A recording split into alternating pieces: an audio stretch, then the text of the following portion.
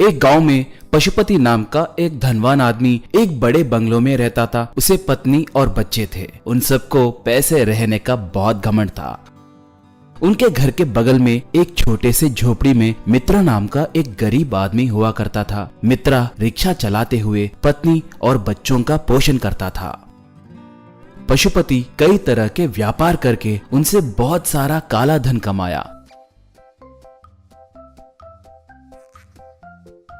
उस पूरे काले धन को पशुपति सोना के जैसे बदलकर अपने घर के नीचे वो सारा सोना छिपा दिया। आए दिन उस सोना को देखकर वो मन ही मन में बहुत खुश होता था।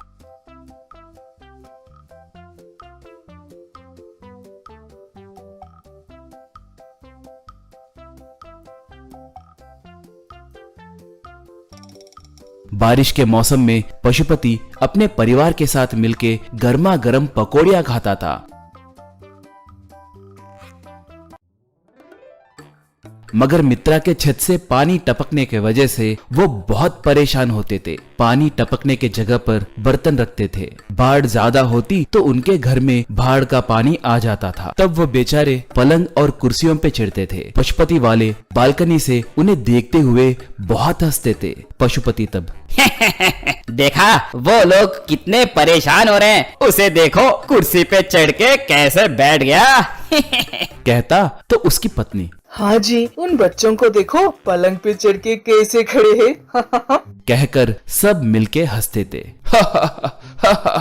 एक बार पशुपति की बेटी, डैडी डैडी हमें चिकन विंग्स खाने का मन कर रहा है, प्लीज मंगाइए ना, बोली। पशुपति तुरंत फोन लेके ऑनलाइन में ऑर्डर किया। एक लड़का वो खाना लेकर बाइक पे वहां पर आया।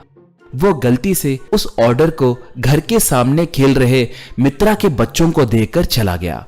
वो लोग हैरान होकर उसे लेकर देखने लगे तो मित्रा और उसकी पत्नी बाहर आए। बेटी पार्सल को सूंघकर, वाह पता नहीं ये क्या है, महक अच्छी है, लगता है ये चिकन है, बोली। मित्रा तब, बच्चों वो पार्सल किसका है, हमारा तो नहीं है ना, पूछा। बेटा तब, पता नहीं, एक लड़का बाइक पे आकर इसे देकर गया, कहा। मित्रा की पत्नी, पता नहीं ये किसका है, इसे मत खोलो, यूं कहने लगी थी। तभी एक स्वामी जी आकर, भवती भिक्षाम देही, माँ बहुत भूख लग रही है, खाने के लिए कुछ है तो दो माँ, कहकर पुकारा। मित्रा की पत्नी अंदर जाकर भोजन लाकर स्वामी जी को दी। वो जब भोजन कर रहे थे तभी पशुपति गुस्से से वहां पर आकर बच्चों के पास से उस पार्सल को छीनकर मित्रा को एक खींच के मारा। चोर कहीं के, तुम्हें शर्म नहीं है क्या, हमारा पार्सल लोगे, कहा। मित्रा तब, श्रीमान कोई अनजाने में इसे बच्चों को देकर गया है, हमने जानबूझकर नहीं लिया, कहा। तो पशुपति उसे फिर से एक मारकर, गलती को माने बिना झूठ बोल रहे हो, कहा। स्वामी जी तब, वत्स गुस्सा करने से अनर्थ होता है, वो लोग चाहकर नहीं लिए बोल रहे हैं ना, अब झगड़ा क्यों करना, तुम अपना पार्सल लेकर जाओ, कहा। पशुपति तब, ए स्वामी जी फालतू की सलाह मत दो, तुम्हारा काम भीख मांगना है, तुम वो काम करो, कहकर गुस्से से कहा। स्वामी जी तब, विनाश काले विपरीत बुद्धि, बोले। पशुपति तब, क्या विनाश काल मतलब क्या है, मेरा बुरा वक्त आकर मैं सब खो जाऊंगा क्या, मतलब मेरे पैसे खत्म हो जाएंगे। मैं तुम जैसों के बातों से डरने वाला नहीं हूँ, कहा। स्वामी जी तब, वत्स किसकी जिंदगी कैसे बदलेगी तुम खुद देखोगे, कहा। पशुपति कहकर गुस्से से चला गया।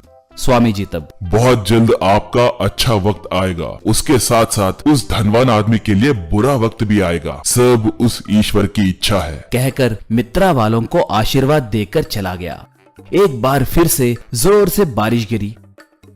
बाढ़ के पानी से गांव डूब गया। पशुपति वाले गर्मा गर्म पकौड़ियां खा रहे थे। मित्रा वाले पलंग और कुर्सियों पे चढ़कर खड़े हो गए। तब वो बाढ़ का पानी धीरे से पशुपति के घर के नीचे मौजूद सोने के पास पहुंचकर वो सारा सोना पानी में बह गया। वो ऐसे बहते हुए मित्रा के घर में पहुंचा। मित्रा वाले उस सोने को देखकर आश्चर्य में पड़ गए। बाढ़ कम होने के बाद पशुपति जाकर देखा तो सोना नहीं दिखा। वो फूट फूट कर रोया। मित्रा वाले एक बड़ा घर और कार खरीदकर आलीशान जिंदगी जीने लगे।